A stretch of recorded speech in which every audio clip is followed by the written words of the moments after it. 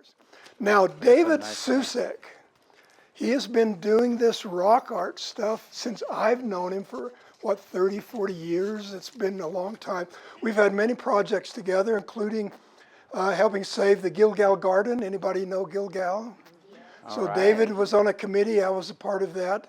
And so he's been able to be present in the Utah community doing all kinds of great stuff related to the arts. So without further ado, David Susec.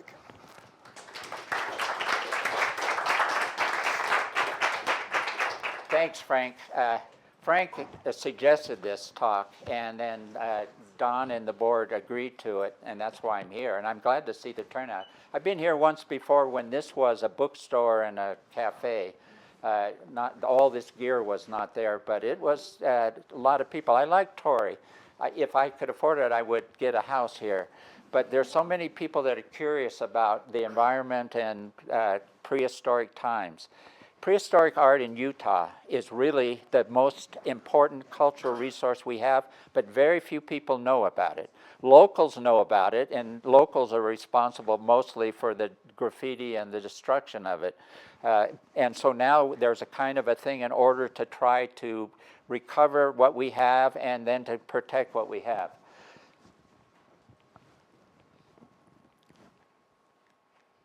Okay, I'm part of the BCS project. We started in 1991. We became a 501c3 in 92. And essentially, it's a photographer, a professor emeritus from Utah State University, Craig Law. And we started, and we went out, and when we first started, we just go out. We'd start in the Uinta Basin, and we drive all night and go down to Calf Creek, and then we go other places. We finally figured it out. You don't go out in the middle of the summer. You don't go out in the middle of the winter. You go out in the spring and the autumn.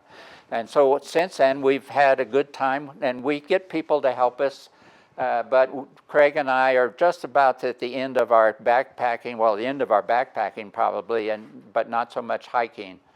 Okay, I'm supposed to look at that camera, and I will. All right, so what we're trying to do is a photographic inventory of the Barrier Canyon style rock art. When we started, they were estimated to be 160 sites. And then later on, the person who knew the most sites, they said they probably thought there was 400. We are over 480, and we know there's a lot of places, the ones that are hard to get to, that still have Barrier Canyon and Fremont and maybe Ute and maybe Pueblo rock art. So we're hoping that our project, when Craig and I cannot do it any longer, will be sent to somebody else. This is not an archaeology project. Archaeologists don't know much about rock art. They know about how many spirals there are and how many sheep there are, and sometimes they can date it. But we are visual artists and art historians, and we are talking about that part of it. And one of the things that archaeologists never talk about, or rarely, is that how sophisticated the image making is. I mean, there's a lot of primitive stuff, but there's a lot of beautiful stuff as well. Okay, and this started out in 1976. I went to the Great Gallery. I was told about it. I went there and I looked at the images, and I was amazed at how beautiful the painting. There's some 7-foot figures there. And then when I came back into Salt Lake, I wanted to see a record of it, a book on it. There isn't any. There's little pieces all over the place. The public land agencies don't have it. Fact is, we had more Barrier Canyon sites than Canyonlands had. And I had permits to go there, and I could see their records, and I was surprised. And we are going to share all this stuff with the Park Service and with the public, and it'll be in the Marriott Library, and anybody can see it. On some of it, they only let archaeologists see it and those people that qualify. But we're going to try to get people that are art historians and people that are really interested. You'll probably have to pass a lie detector test in order to see it, but you can see it. So here's what I learned. I went to the Great Gallery and I saw it and I was impressed. But once I started looking around, and it took me about 10 years and 200 sites before I knew what the style essentially looked like. And I'm still finding out little details and little local variations. And so that was a point that if you look at something and you think you understand it, You may understand it in relation to something else, but you don't understand it necessarily for itself. This style, the early dates are between 5600 BCE and 4800 BCE for the start dates, and then also all the way up to about 300 CE or AD. And we have stuff that maybe is 9,000 years old in this style. And once they can date rock art, then our project will be very useful to archaeologists, art historians, and other people. But I know that within my lifetime, and I plan on another 20 years, I don't think it'll happen. All right, here's the style area just roughly. It is one of the two major archaic painted rock art styles in the United States. And the other one is the Pecos River style, and they do beautiful paintings. If you get to see those, there are some public sites, but generally you have to know private property owners. But they have a really amazing outfit. They raise a lot of money. They have a lot of people. We're essentially a two-person outfit with helpers and volunteers. This is where we have found Barrier Canyon style rock art. And sometimes they are done by Utes. We have some that we know are Utes, but they're beautifully done in the Barrier Canyon style. I was talking once to the American Rock Art Association, and I mentioned that not all Barrier Canyon style images were done in the archaic time, and there was an archaeologist that would not accept that. You know, and I'd look at it, I told him, I said, there's a panel over by Moab, which is a panel of horses done by Utes, and they even have horses copulating. It's clearly they want to get more horses. And in the middle of one of the figures, they have a beautifully packed out around it, leaving the rock, a Barrier Canyon style, which we call the San Rafael variant. They have kind of concave sides. So but it's not graffiti. It's not doodling. This is it's like people that are Christians who pray to God to help them. This is essentially that kind of a notion, but not Christian like we have. And their ancestors, anything old and ancient is sacred to a traditional Native American. Doesn't make any difference who did it. It's sacred, period. And there's the Great Gallery. Now, the Great Gallery is the type site. Polly Shaftsma, who was an archaeologist, but she's also a competent watercolor painter. She's the one that identified it, and it was at the Great Gallery that she saw something. Before that, archaeologists thought the Barrier Canyon was a variation of Fremont, which is kind of like saying, my grandfather is my son. It's just not that way, but they aren't trained that way. That's where art historians are going to come in, because they're interested in understanding what its meaning of it is, as well as the way it looks in terms of art. So like when we look at a painter, somebody like Rembrandt or Picasso or Cezanne or Bill de Kooning, we're thinking about somebody who does a really good job at what they do, excellence. We do it in sports, we do it in music, we do it not so much in government. We do it in all these things. People that are excellent at what they do, we admire that. So the Walters and Cowboy Cave is where our only secure dates really are at this point. Dating paint only can happen if there's something organic in it, because it's carbon date. So if it's just drawn on with a piece of red ochre, which we have those, you can't date those, but you can date some of them. But the dates are all over the place. So the only dates that we have on Cowboy Cave is that they were in strata, were excavated. So the top strata was 4800 BCE, and the bottom strata was 56. And we got some figurines, and I'll show you those as we go along. And this is how we identified our images, because although at first we used to say where they were, the people in the archaeology didn't like that. They want to know, but they don't want anybody else to know about it. And it's good because we don't want to endanger these things. And even though I said most of the damage is done by locals, I've seen places where people came from Texas and wrote their city and town right on with charcoal right over them. So this is how we do it. Now, I will identify public sites like the Great Gallery because they are public. But on the other sides, I only identify them, not so much today, but when I'm writing or doing some kind of other kind of presentation. And so you'll notice that all of the middle thing, this is where the concentration of them. Here's where we are. Let's see. Penguin, Cedar City. Well, it's in there somewhere. You know. And these big ones on the out, we're still finding stuff out there. So we have stuff in Montana that it was not done in archaic times, but are barrier canyon style figures. We have pagan teepees, and pagan or a branch of Blackfeet that have barrier canyon style figures painted on them, not like anything else they do on the walls, and they call them spirit teepees.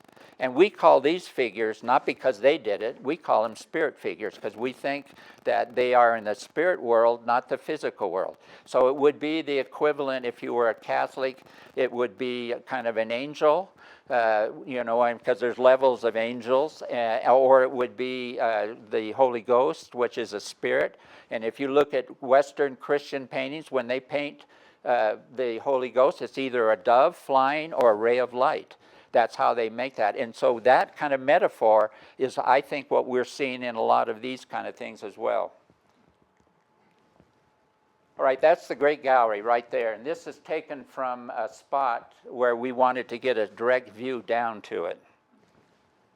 And this is the Great Gallery, and it goes all the way from this tree right back in there. There's some images there, all the way over to here.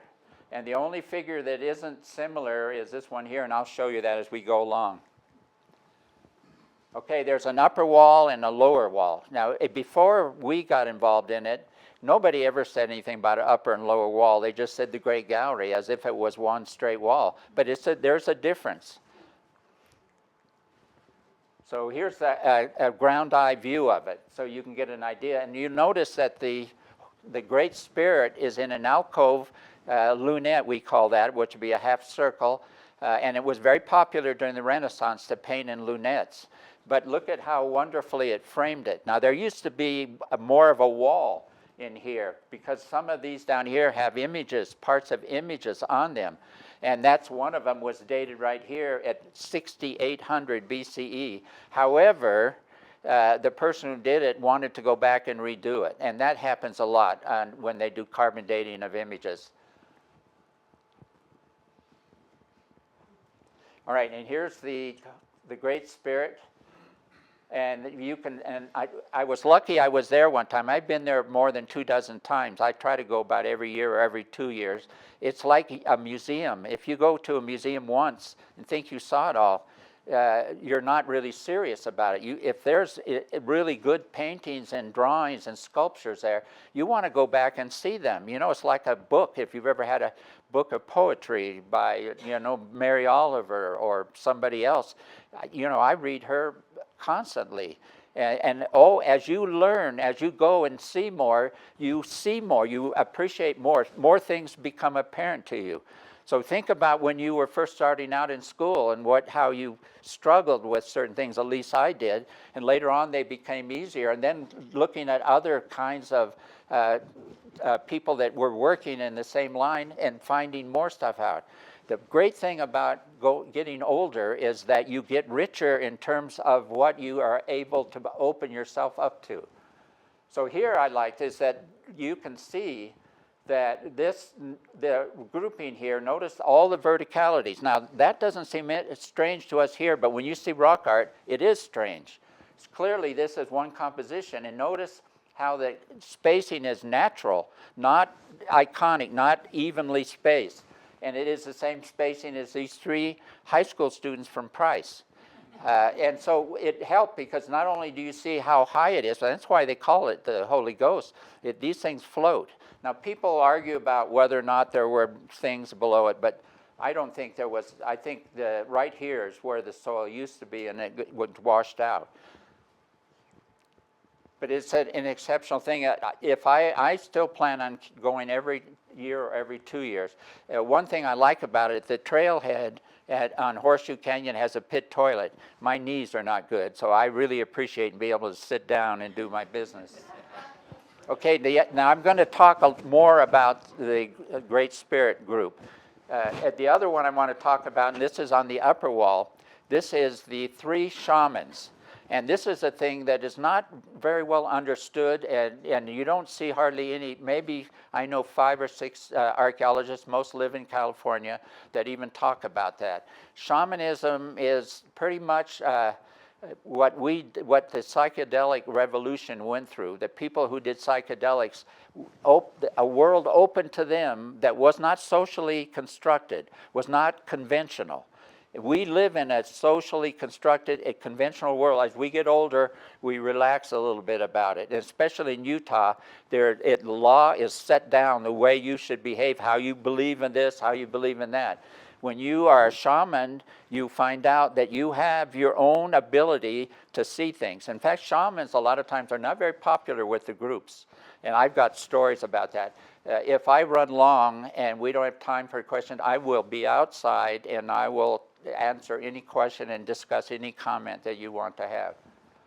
So what we have here is a really pretty interesting. We have a curved-tailed dog, and that is a typical motif in Barrier Canyon. These are guardian dogs. They have hunting dogs and they have guardian dogs. If you go to Asia, you will see a snow leopard with a tail curved over it. That's their guardian. If you go into South America, you will see a black jaguar. That's their guardian. So it's they're metaphors for this spirit, and that if you go to any time, they're not going to say, okay, we want a dog from Utah. They want their own animal. And so if you could see that and you can read it, you know what they're talking about, the same thing they were talking about in South America or in Asia. And the other thing is there's a lot of women shamans too. It's not gender specific.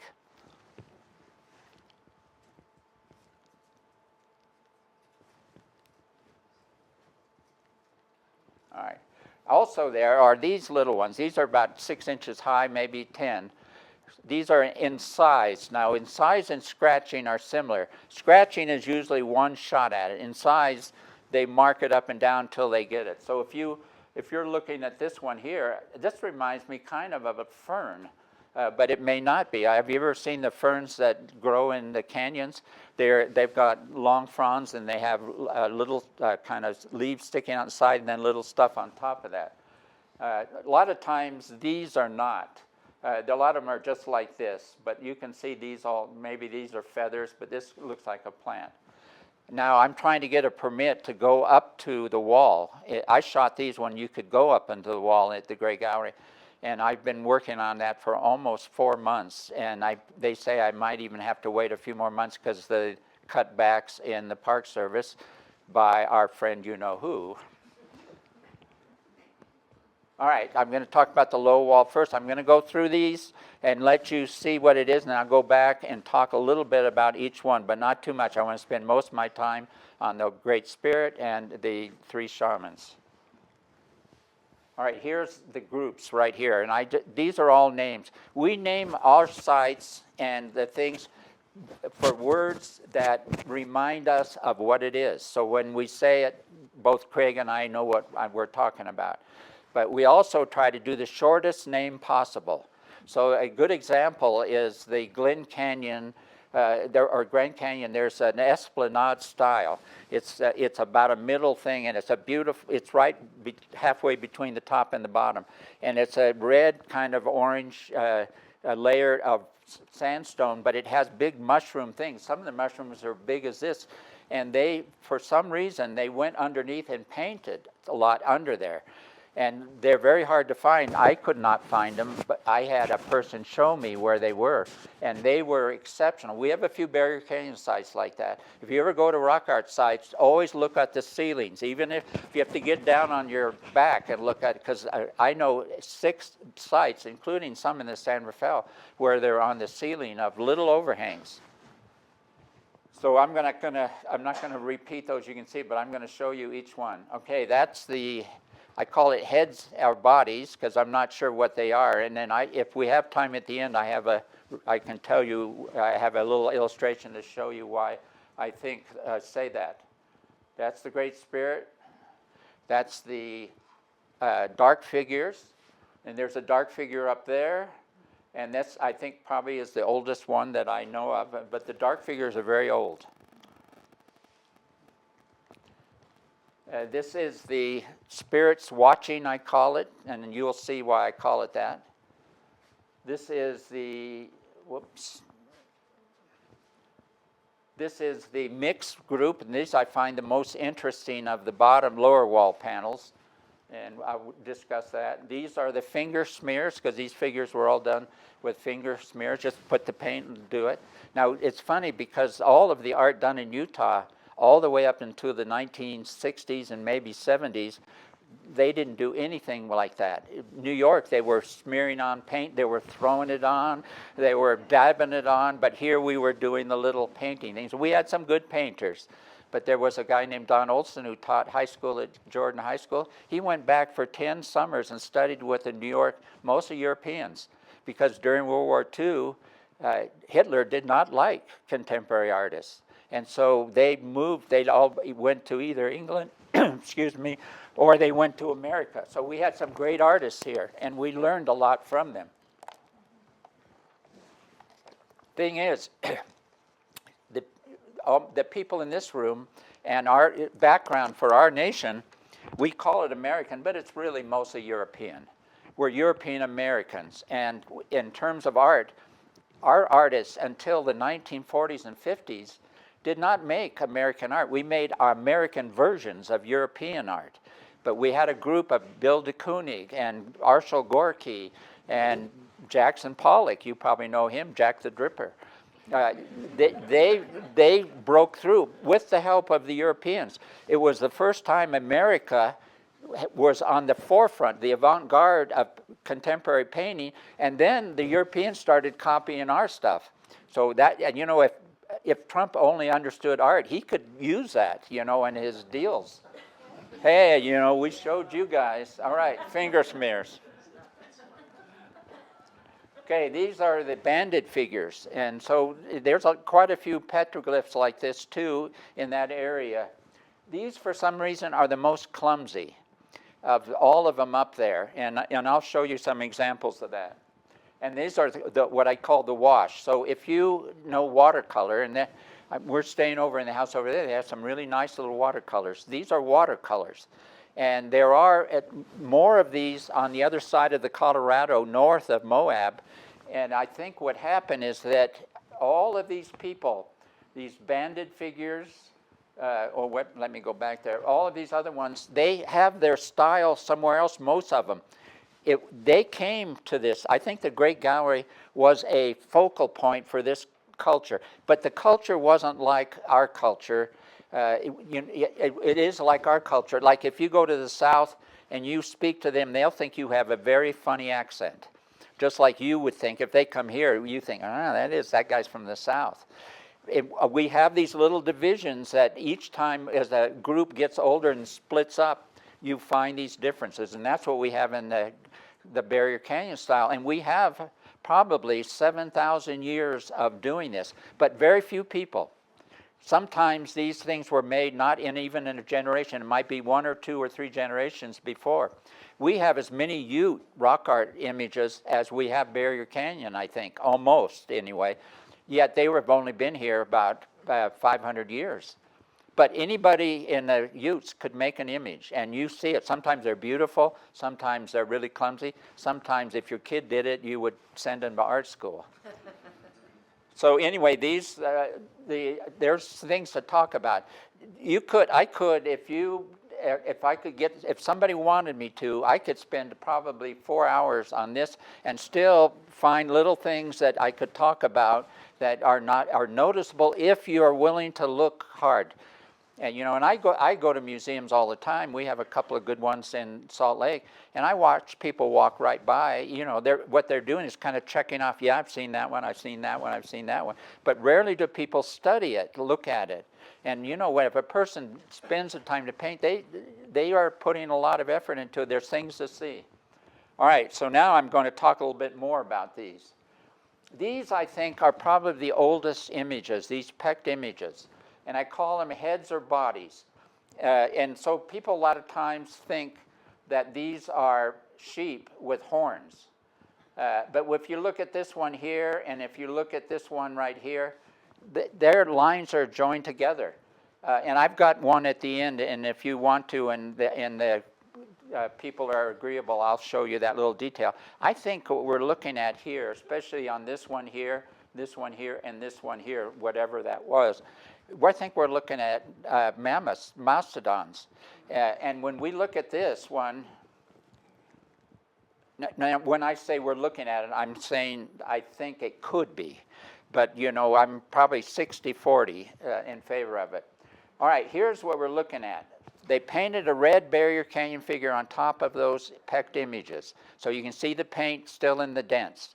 Then they abraded right here to the side of it and wiped out these images to define this red figure. Then somebody came along and rubbed off the red figure. For what reason? I'm not sure. I mean, I don't know if there was pettiness or if it was somebody that shouldn't have been there. Because I think people came here and worked in this variation of the spirit figure. So then after they did that, braided off, you can still see that there is stuff inside under here, and they couldn't get it off. So these are all repatinated. The color of the peckings is the same color of the wall. Now, I have seen repatinated dates of 1885 that were completely repatinated. So it depends where you are. The only way you can tell repatinations if you see what the other images look like around there. Okay, the Great Spirit. Now, I'm going to spend a lot of time at the end on that if I have time, so I'm going to just show you. This is a photograph by Craig Law. One of the things that we try to do is to capture the feeling of the site when we do it. So a lot of times in rock art, you see that you have details, and you can't tell what was around it. When you look here, you get a good idea of the alcove of the Great Spirit group. And this is what Craig is so good at. These are the dark figures right in here, and I'll talk about those next.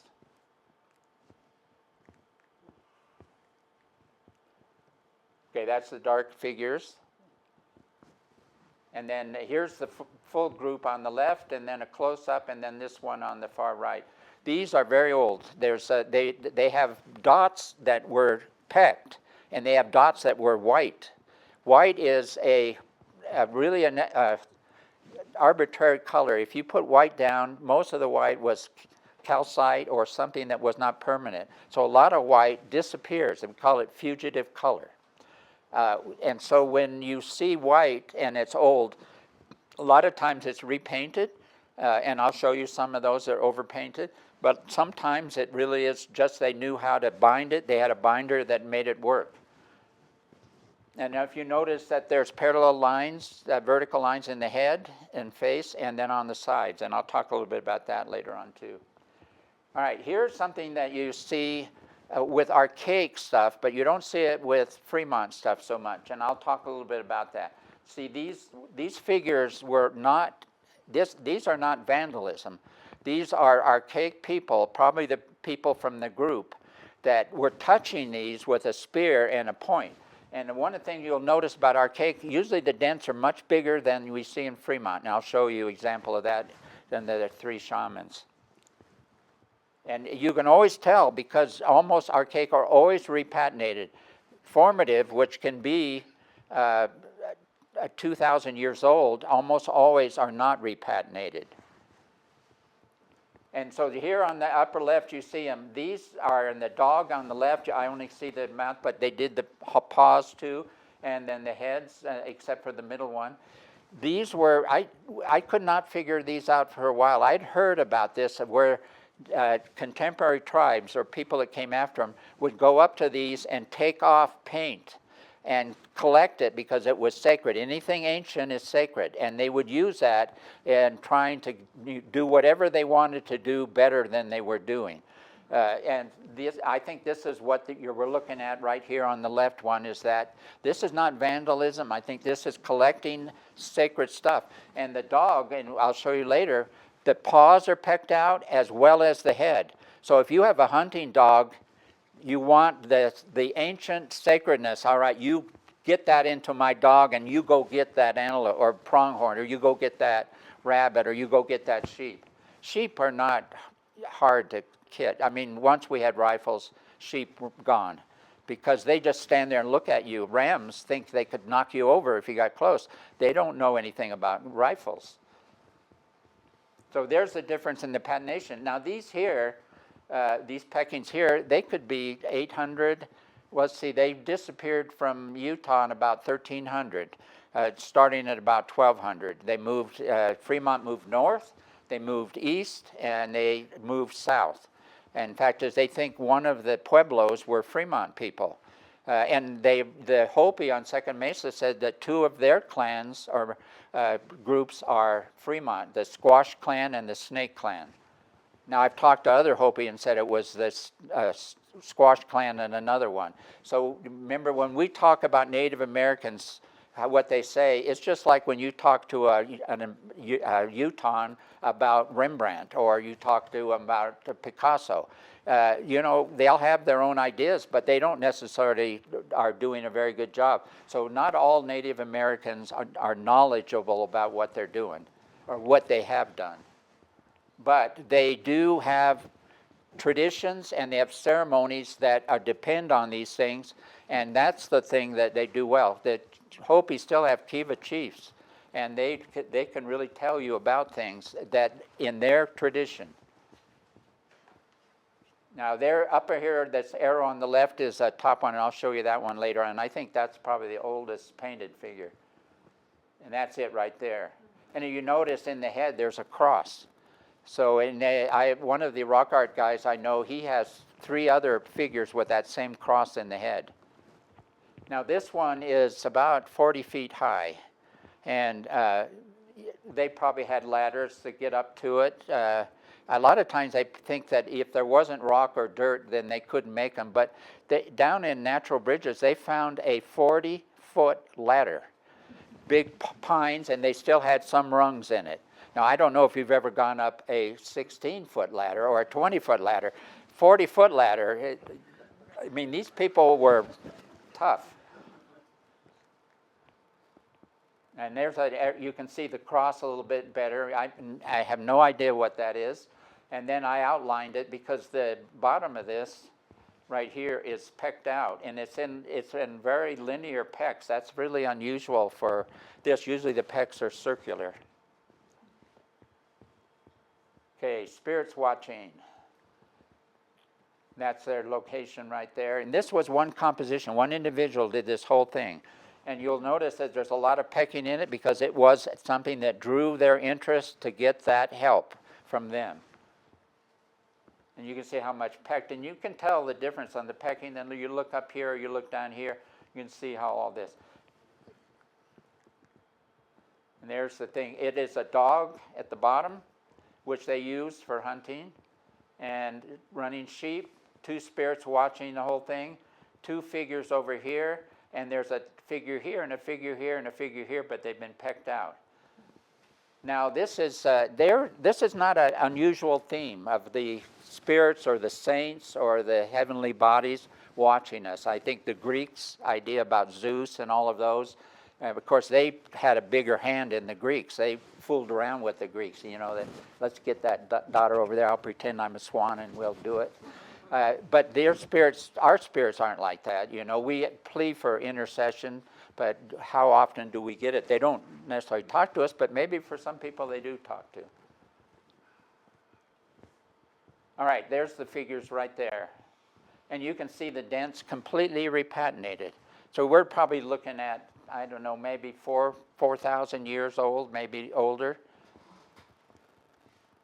Now, I wanted to say, this is something I just started realizing. You can see this figure here, it has parallel lines of dots, and you see this one has parallel lines of dots. But when you look at this one, you only see white dots up here in the head. When you look at this guy, you only see white dots here in the head. So these are identifying motifs. So this guy was related to him, and this guy was related to him. So they could be like the Hopi they have little groups. They each have their kivas. You know, the Squash clan, the Snake clan, all the other clans. There's probably 24 of them. And a lot of them are gone now because we've diminished the numbers of the people. So that's something to think about. One of the things that that people want answers. You know, I'm a contemporary painter and artist, although the last 30 years I've been more a scholar for rock art. But contemporary artists don't know what's out there. They know what is the tradition. They know Rembrandt, they know Picasso, they know de Kooning. But they're really trying to find out is there anything other than that? That's why if you know anything about Impressionism, Monet and Pissarro and those guys, when they first started painting, there was a salon which was the most important exhibit you could be in as a painter. But they would never let them in because they said their paintings were not finished. So if you look at the painters they let in, you looked at their studies look like the Impressionists' finished painting. And that's probably where the Impressionists got it. So that is the tradition of art in every culture, Asian, Chinese, Japanese, any culture, including Native American. We just don't know it yet. We haven't studied enough. Is that when people set down the convention, one person will do it, other people will see it. It's like that social thing is that there's the originators, then the first adapters, and then there's the middle adapters, and then the third adapters, and the people will never change from what they used to do. So that's the way it is in all things, you know, and you can do it in business or computers or anything. So here you can see this figurine here, whoops, let me go back to that. This figurine right here is 5600 BCE, and you're looking at the same kind of setup right here. So these could very well be 6,000 or 7,000 years old. Now, how long would a tradition like that last? And I know of quite a few sites like this, but there are many more sites that don't have that kind of motif. Okay, this is the one that is really very unusual for them, because the other groups that we're going to talk about were all done by either like we have, let me see, when Peter Paul Rubens was painting, because he had a lot of commissions by people that had money, mostly aristocrats, emperors and kings and cardinals and popes. He had 60 people working in his studio. There was a large Rubens in San Diego, I mean large, up to the top of this. And they figured out the only part he did, it was a group of royal people. The only part he did was the faces of the two main figures. And all the rest, like they had a guy who did the clouds, they had the guy who did the food on the table, they had a guy who did the drapery. And so that is the tradition, whether it be in Asia, like in Japan. I had a teacher who studied ceramics in Japan after the war. He was part of the people that went in and tried to get them straightened out. He had a teacher, and the teacher said to him, he was talking to another veteran. He said, he came up to him, and they gave him this equipment. If you know ceramics, there's things that you smooth out and sponges and all this stuff. It belonged to a guy that had died 150 years before, and they gave it to him because his work reminded him of that guy. So this is something that most people don't understand. These are groups of people that start with one individual, and then other people learn from them and work with them. And sometimes you can see things here that look like two people did an image, but it's tough to say. And if we could get dates, if you could take a little camera and shoot it like that and say, and the date came up, oh boy, would I love that. All right, this is one of the most sophisticated figures. If any of you are painters, you know about certain things about painting. When you look at this one right here, there's underpainting under there. Now, I didn't learn underpainting until my second year in art school. I just thought you painted, you know. And it's like people who learn and they paint the sky and they want clouds, they'll paint it all blue and then put the white in. After a while, you realize you can paint blue in, leaving white spaces for the clouds, and then you kind of refine that. These are things you learn while you do it. And if you have a good teacher, they'll point it out to you. That doesn't mean you'll pay attention to it, but it does help you. So this underpainting is one of the steps that's not amateurish. It's not a person that's a beginner. It is a person who knows what they're doing. Okay, and then I want to, this one right here. This one, I didn't really pay attention to this until a few years ago, even though I've been looking at that figure for 30 years. This figure is in perspective. So if you look at the spacing between these lines, look how finely these are drawn, are painted. Now there are figures here that have white on them, but they put the white on with a lot of liquid and it's smeared. So that person was just this was a gesture to paint this figure and do this. It wasn't that it had to be perfect or anything. It was their gesture. It's kind of like people that said, you know, Leroy was here kind of thing. They're just saying, here I was. So when you look at this, as you go around the corner, look how close together they get. And if you've ever driven down a road with a fence or telephone poles, you know the telephone poles way down there are all jammed up together and they're little, where the ones up here. Now that is not, I would say most of the amateur painters I know, takes them a while to figure that one out. They know about the little thing up there, but they don't know how to make that happen on something like this. Now the one thing that puzzles me on this is this stuff. Everything here, although this was very expressionistic, it was painted loosely but very controlled. This was the only part that I was not sure about. Look at, they don't even match up much. So they're not really trying to do the perfect thing like in the Great Spirit. They're just giving you the impression. Still, it was beautifully done. All right, now we have something else in here. We have figures inside of figures, figure here inside of a figure, and figure here inside the figure, and I'll show you the details on that one. And that you can kind of wonder what goes on. But when you see this in animals, a little animal inside of it, almost everybody says, oh, she's pregnant. But I think the case really is there's a spirit inside that. And there's a South American tribe that say that every man in that tribe has a spirit in their chest, but only the shamans know how to use that spirit. And so it's not this idea of pregnant. We like to tend to think of things as they are in this world. If we think of them as metaphors or analogies rather than just representations, that is, we're better off, I think, in art, especially on this group.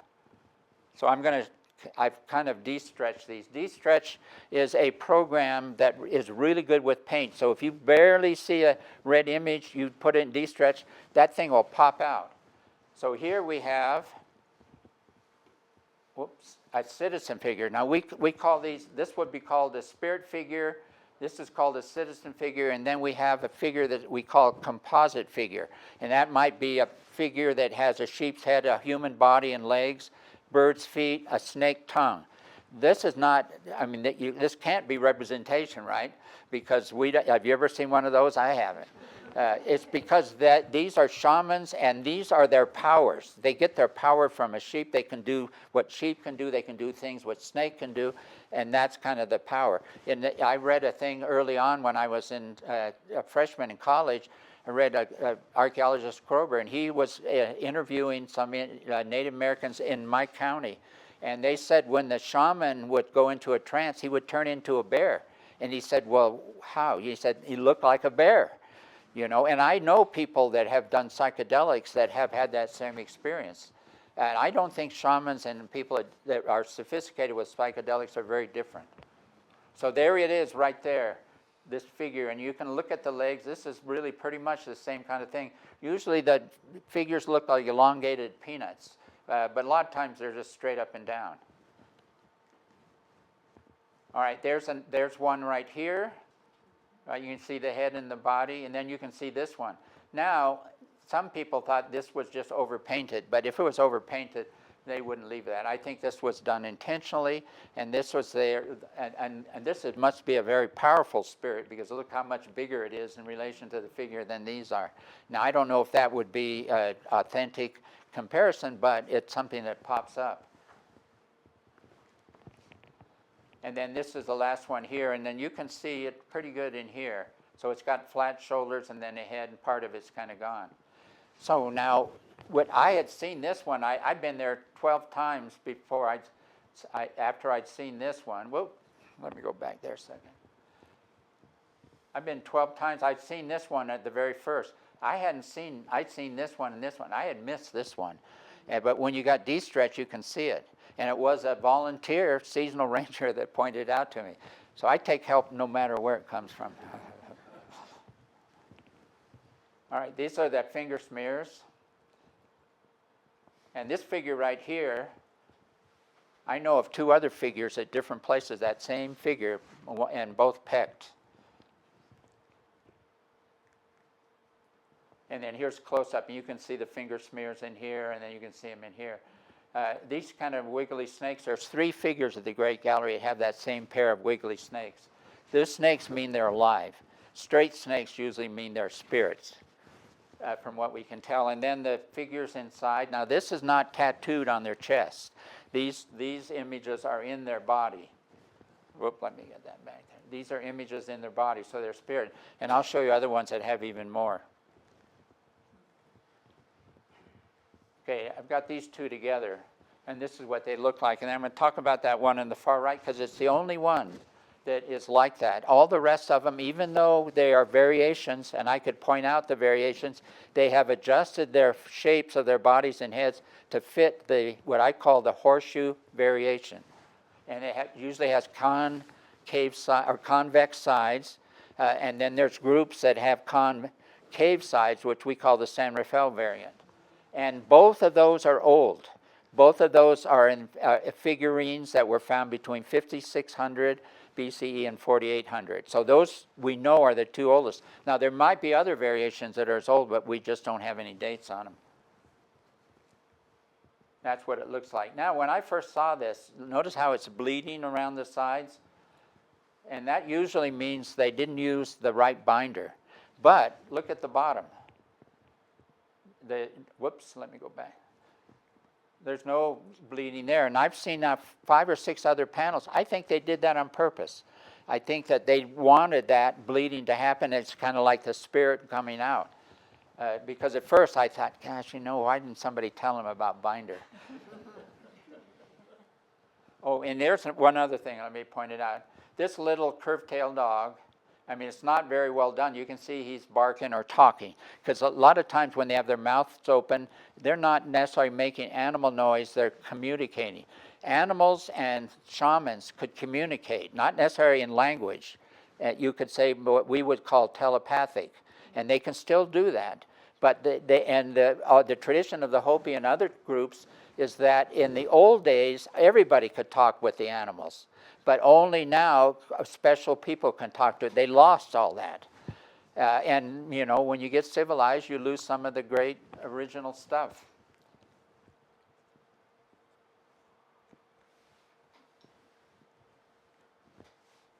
All right, this is the banded figures.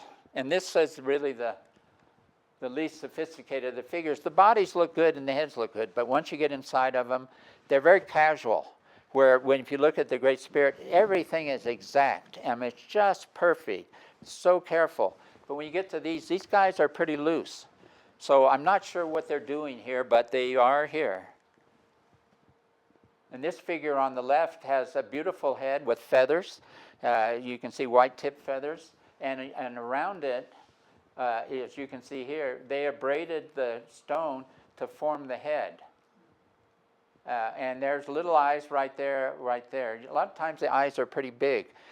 In paintings, a lot of times they'll paint the eyes or around the eyes and leave it vacant. But when you see light and dark, light will, if you don't know what it is, light will always come closer to you. So even though the stone is behind the paint, it looks like it's in front of it. And that's the thing. Visual space is not the same as physical space. Physical space, it never changes. You can change your point of view. I mean, I'm looking at you here. I could walk over there, and you are still where you are, but I've changed my point of view. But visual space, that never happens. Light things come forward. Dark things go back. Middle things are in the middle. And if the way you can prove it to yourself is you go to a park or your yard. If you have a tree and it's sunny, lay under the tree. Relax. Let go of your idea of leaves and sky and branches and trunk. And as soon as you do that, the light areas, which are way above the trees, will come right forward. The dark leaves, which are closer, you go way back. That's visual space. And that's what painters do. Artists, visual artists, do work in visual space. They do make three-dimensional space, physical space, but they know how to make visual space as well. And the great painters, the Rembrandts and the Leonardos and the Michelangelos and the Picassos and the Cezannes, they know that. And Cezanne especially knew that. He knew that color is not confined to the object, because most people, that's all they think. A blue sweater, brown pants. But there's color in paintings which go beyond the object. So we call that local color to define an object, but we call it field color when it is field relationships, and it's just like music. So if you listen to Beethoven or Bach, the way they put the music, the different voices together and how they make the progress in it is exactly what visual artists are doing with visual space. Now you can see how casual, look at how casual this is. And this is one of the better ones of that too. I'll show you some that surprised me. Look at this one here. I mean, this got every which way. Look at how strange that is. I'm not sure what exactly that is. So we're looking at that space right there. And you can see the head here. I was shooting up to get the detail. This is the way the head really looks. One great thing about computers and images, if I wanted to, I could put that in there and I could stretch it out so it was its original shape. I just didn't do it on this one, but I have done it on a few of these. Okay, the wash figures. And these are really just watercolors using red ochre, or what geologists call iron oxide or hematite. And this one here, we see this pretty regularly. Animals coming out from the feature bottom. So this is not only a shaman, but we call this a creator figure, because it's giving out the images. And we have some panels where they're shamans, where the animals are coming to them, and we have figures next to them where the animals were coming out from them. So these are what, maybe the 7 days of creation kind of thing. I create this and create that.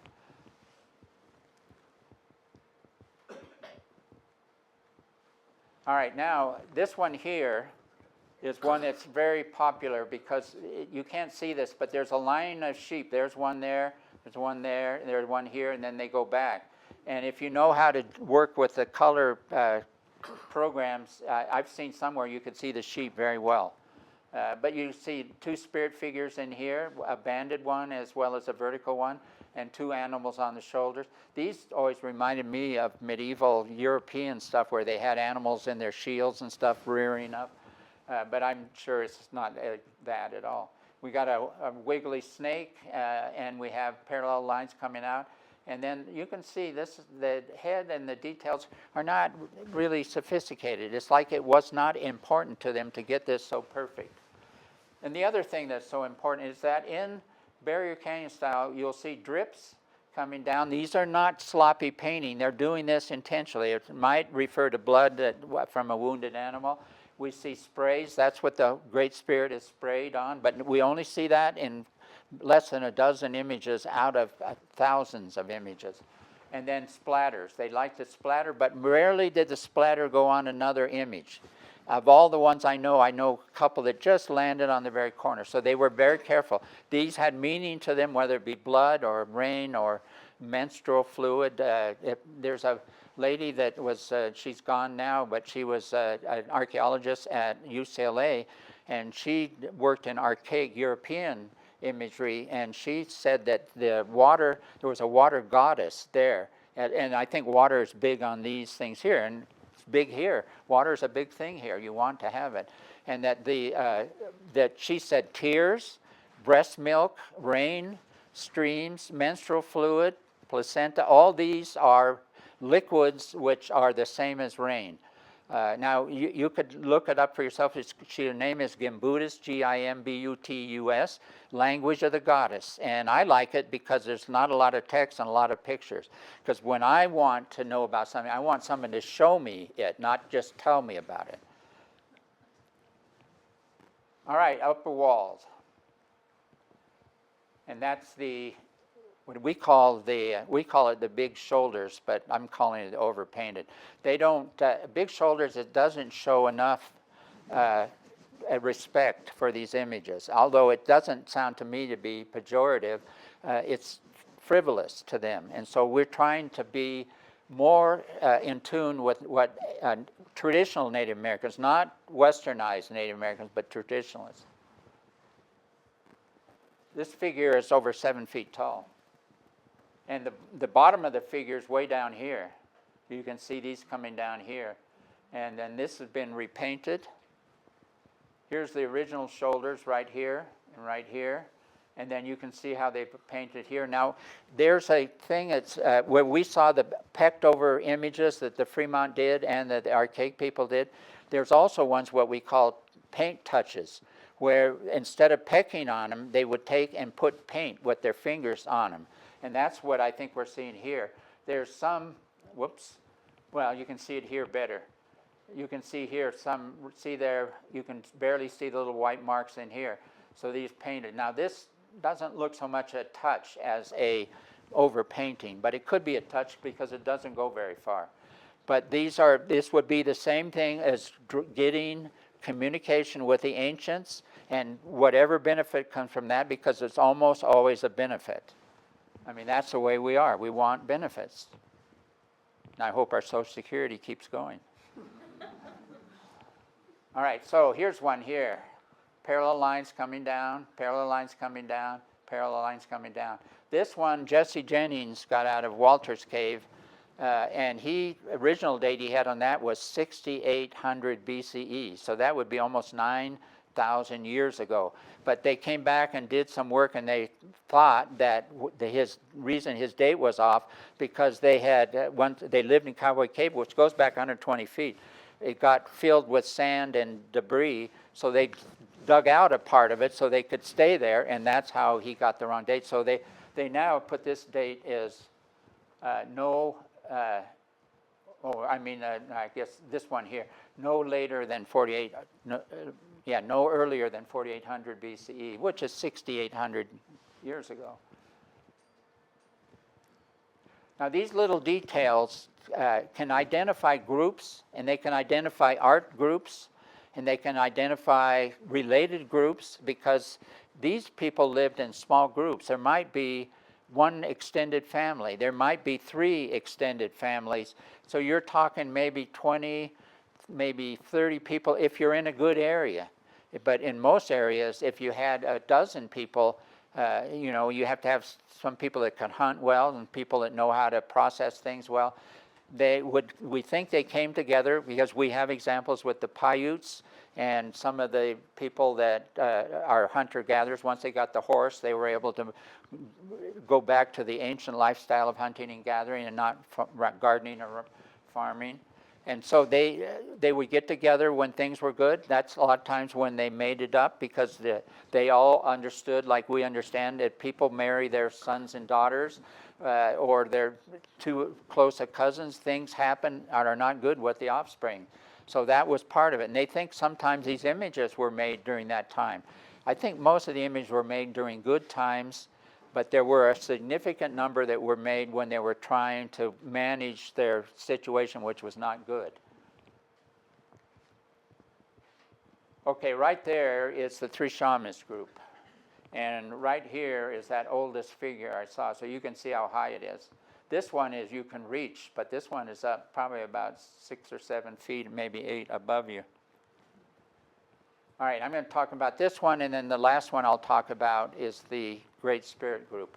And I'll spend more time. So here's what I was talking about. You can see the pecked paws in the dog. I mean, if you have a dog, you want him to be fast. You want to be able to grab something and hold on to it.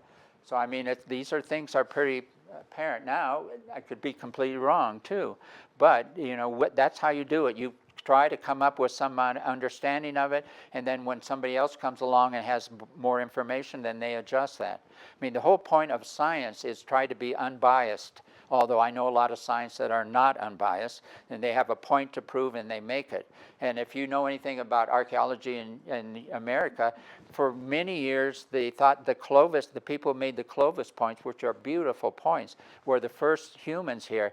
And now they have dates that are 10,000, 15, some even 20,000 earlier. But I remember when they started that, it took almost 30 years for most archaeologists to accept that Clovis was not first. And it's not that there wasn't information, People get attached to their notions, and it's hard to shake them loose. But the thing that's good about science is that when good evidence comes along, most of people change their mind. And that's the way it is in art. Art doesn't do that. Art just says, all right, that's the way you do it. I'm doing it this way. You don't have to prove anybody wrong or anything. You could even admire people that you would never paint in that way, but you would recognize how good of artists they were. All right, this little thing here I'm going to talk about, this is what started the project. This little image here. It's about an inch from the tail to the snout. Okay, now one of the things that sets Barrier Canyon apart is you don't see a lot of prey and predator. I know probably 4 images where you can see a spear or a staff stuck in the animal, or there's one near Hanksville where the guy has a bow and arrow. That doesn't mean it was done in an archaic time. It couldn't have been done in an archaic time because the bow and arrow didn't show up in this area in terms of archaeological record until about 400 AD. So that would be the tail end. But there's no reason that other people, the Fremont were to the Barrier Canyon as we are to Europe, or an African is to Africa, or an Asian is to Asia. So things that we do, we can still do that. I still do. I do Barrier Canyon figures once in a while, use them on cards and send them out, and people want to know where the site is. It's not hard to do. Once you know what it is and you have a little bit of skill, you can do it. So here's a staff here, and this is just a staff, and might be a feathers, but it's not done well. Here's one, and this is the only one I know that's stuck in an animal, is a spear or a staff stuck in it. Now, I used to think that was a bison, but I'm thinking this is the head. It's just a woolly sheep. But we didn't have bison here until they moved those ones down to the Henry Mountains. Or, I mean, they might have, well, they did, they had some around, in fact, it's this area, in Bicknell, that whole area. My sister did her master's thesis on Capitol Reef and did interviews with the pioneer families who were left, as well as Native Americans. She brought up the Navajos, and they had bison shields that they thought were Fremont, but they turned out to be Navajo. And so that Navajo, you're talking about 1700s maybe for early date, maybe late 1600s. The park didn't like that because that wasn't what they were talking about. They were talking these were Fremont. And at Pectol, it was a family that lived in this area. Okay, here's what is amazing. Whoever did these was an amazing draftsman. These are beautiful sheep. I mean, they're not necessarily perfectly representational, but the form of them and how they're put together are just, to me, exquisite. And look at this guy up here, a female sheep. And then look at this one here. It's a sheep that's got its front legs on the spirit figure, and see how the back legs are sticking out? They're leaping into the spirit figure. I mean, the thing about Barrier Canyon, there are so many details that if you spend any time, people that only go here once or twice, I don't understand that at all. I have gone, every time I've gone there more than 24 times since 1976, I have seen new things because there's just so much to see. And, I'm only good for about 2 hours of looking, whether it be in a museum. After that, I'm just saying, yeah. So that you learn really quick is that when you're really sharp, you look. When you're not sharp, you walk down the canyon, look for rabbits or something. So I admire these. All right, now here's the one that set the project off. This is a spirit figure. You notice how somebody has pecked out the stuff, and it's not pecking. It's almost like they're trying to eliminate the figure, and it makes it look kind of ugly.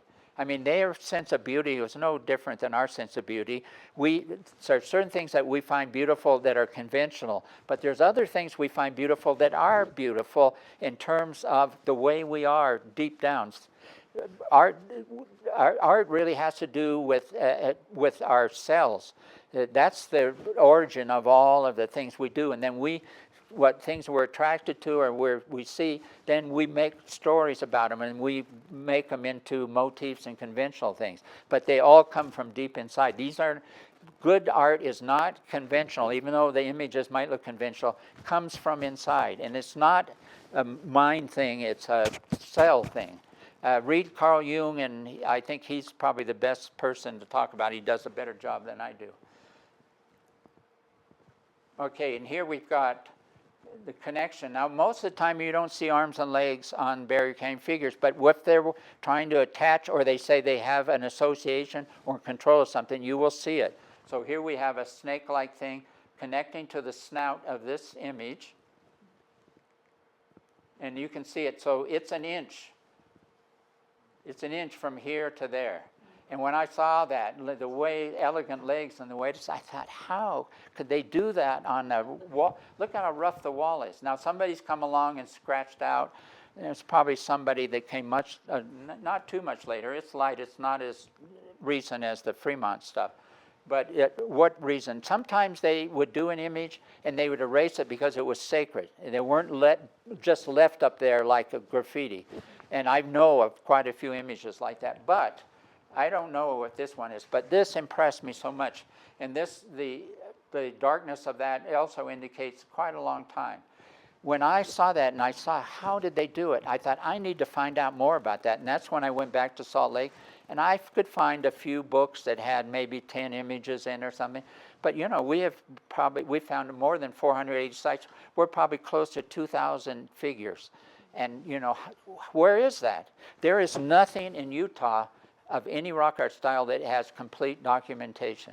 Now in Texas there is, Pecos River, but they're much smaller. They might have less than 150 sites. And then you go over to California in San Diego County, the Diegueños, they have all of theirs, but they might only have 200 sites. So in Utah, we have thousands of sites.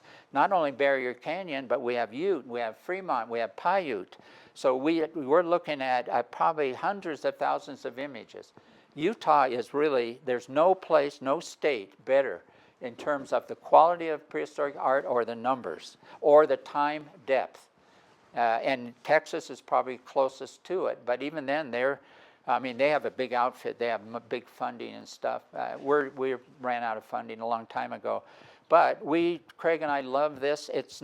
We're not doing this for recognition or for money. We're doing it because it needs to be done, and it deserves to be done.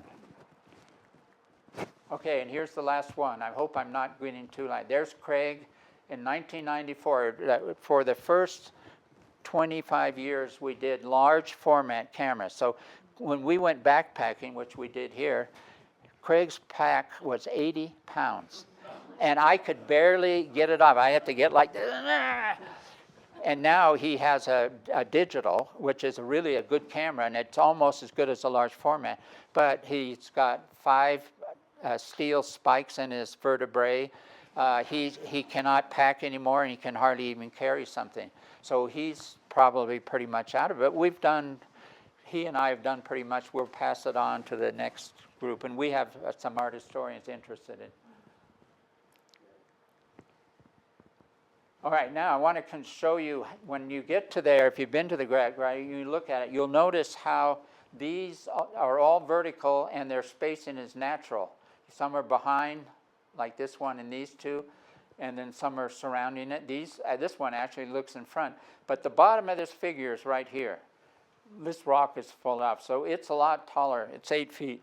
There's 2 double antennas at the top, so if you go from the top of that down to here, you're at 8 feet. Now here's ones, and these were not all done by the same person, but you can see, even though they're different sizes, that you don't get the feeling that they belong together. You feel that they're associated because they're close, but not as a composition. And there was an archaeologist in Colorado, and he did this for me. This shows the space of them. And I've done a couple of papers on the Great Spirit, and I can tell you why I think that they all belong together. Now, most archaeologists and most people before us thought these were done by different people.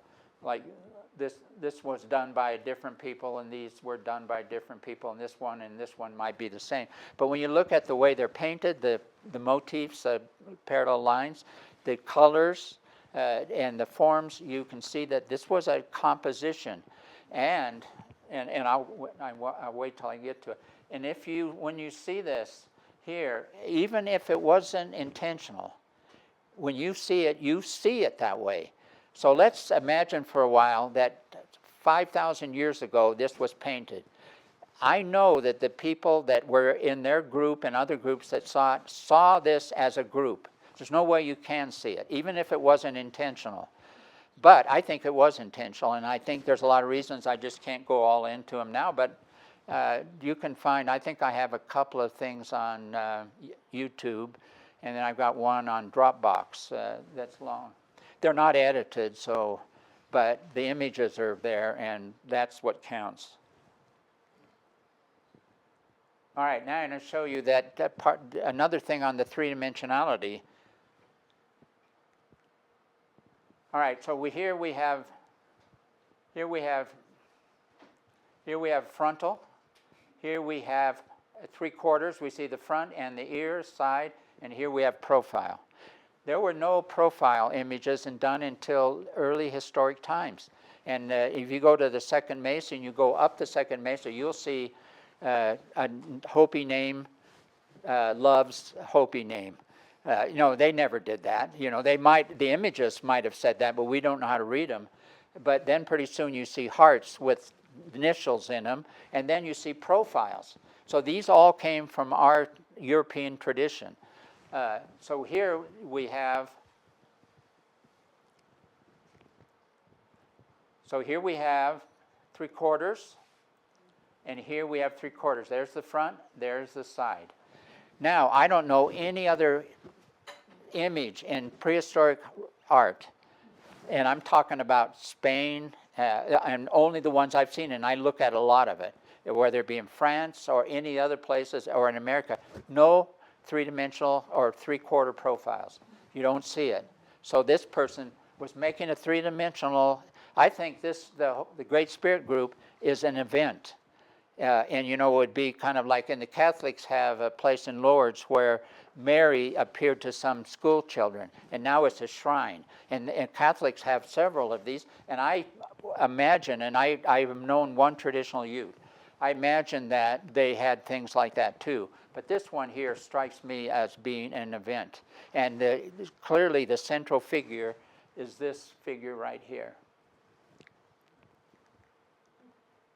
Now I wanted to show you the spray at the bottom. This was all done out of the mouth, by the way. You hear people saying they put a bone or a tube there. They put it in it. You'll see negative handprints. Some of you probably seen those, where you see the hand and then you see the paint around the fingers and hands. Same way, you put the hand up and you blow the paint out.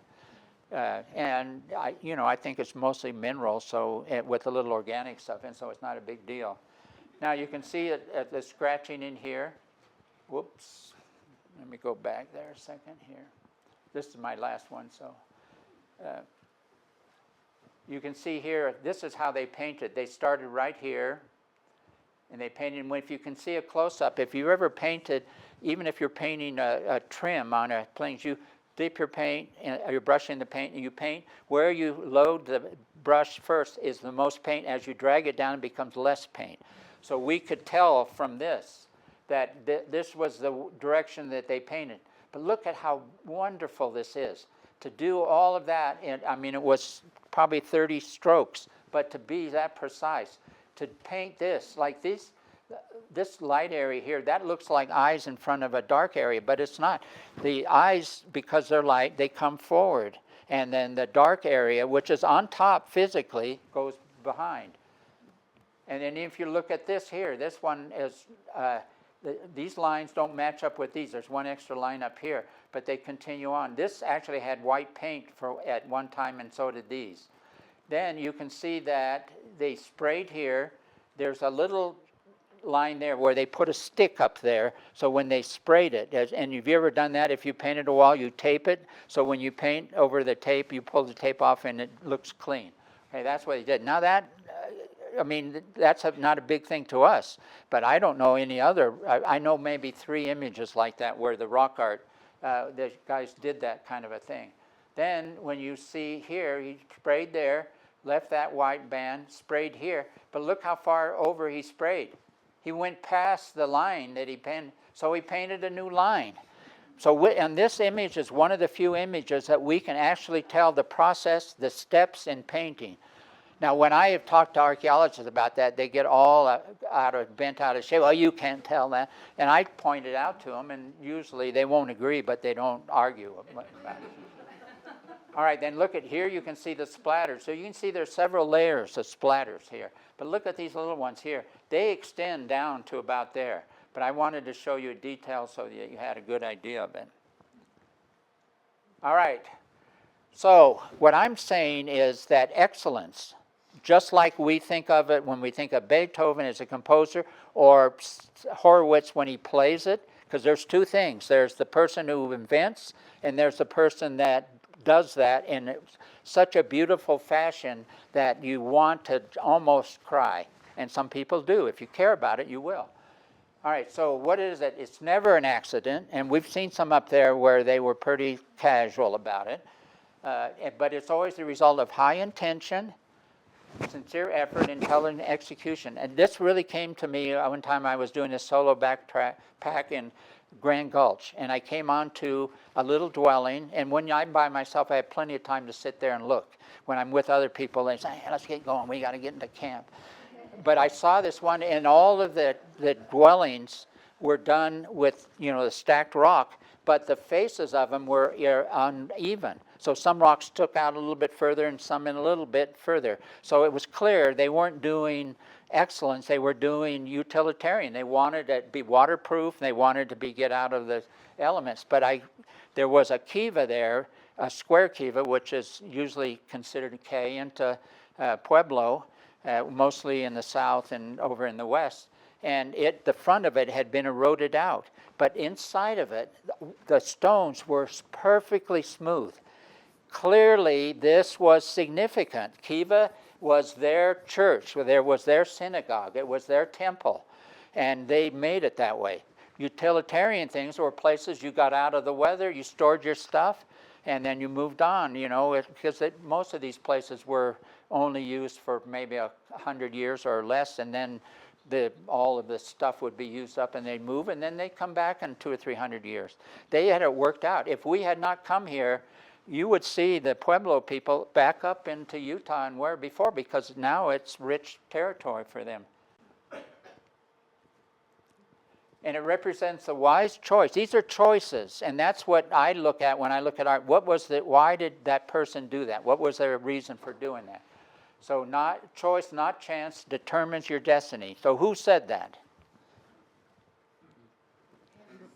One of our Western philosophers, Aristotle. So in those, our stuff, so much Greek. In fact, as I've read philosophers say that we're really Greek, we're Americans of Greek ideas. And I think their spiritual stuff is very close to what we're seeing here. So now how's my time? How far over am I? If I have another 5 minutes, I can show you something. 5 minutes? Yeah. All right. Handle 15. Okay, now I put this in because I didn't think I'd get to it, but I want to show you. This is why I call it heads or bodies. And when I saw this, I thought, I looked at it a while ago, early on, but I didn't think a lot of it, because I was looking at the big painted figures. They're pretty impressive. And then I started looking more closely at it, and then I saw this figure right here. And I noticed there was a kind of a little lip sticking out there.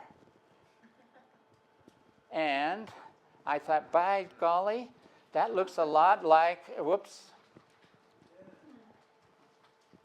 that looks a lot like this kind of critter right here. Now, people say, and there's a couple of people, one came on later and did incised lines, but they're all like that, and they are superimposed by a red barrier canyon figure. So you're talking about probably 3,000 to 4,000 years ago. Then I saw these. So look at this one. This is rounded. So they were closing it off like a trunk, not like horns. Horns would be like that. Trunk is like that. Now, there's always a big argument. There's a site down on the San Juan River that one guy thinks is a mastodon. He has good reasons. There was lots of things. He thinks humans were there when the mastodons were there. We have a mastodon near Huntington in down by Price that died in 9000 BCE. So that's a little bit earlier, or 9,000 years ago. No, I think it was 9,000 BCE, so that's a little earlier. He swears that it could not be done unless they saw him. Well, he's not an artist. He thinks if you don't look at something, you can't do it. I asked him, well, what about the one with the snake tongue and the sheep head and the human body? No answer. But there would be stories. Do you think if you lived in that time and you have a thing as tall as that beam up there and a big tusk, and you knew that your ancestors had hunted that and you could eat for a month with that and that it could destroy you, you wouldn't care about it? I think that stories handed down, because when you look at his, the body looks just like a sheep body. The legs are just lines. They don't have a, if you saw it, you would be impressed by the hooves. I mean, they got these big things at the bottom. He will not hear anything of it. But, he's a linguist, and so he and I have big differences about images. So I think these things really do suggest that these could be. Now, how do I feel? I hear about 65% to 35%. But I don't think it'll be resolved in my lifetime. But if they ever get dates on these, but still, even if they get dates, doesn't mean they were made while they were alive. They were made because of the stories. They have stories that go back many generations. The Hopi have a chant. I have read this. They have a chant where nobody understands most of the words. They are the chant that came out of the ancient times, and they keep using them because they were the ancients, and they are sacred. So when we think of things as simple, if you see it and you draw it, it's not like that. It is like that sometimes. I mean, they knew sheep. You rarely see a sheep that doesn't look right, because they knew sheep, but they didn't know mastodons or mammoths. They knew them in stories, I think. Who will ever be able to decide that?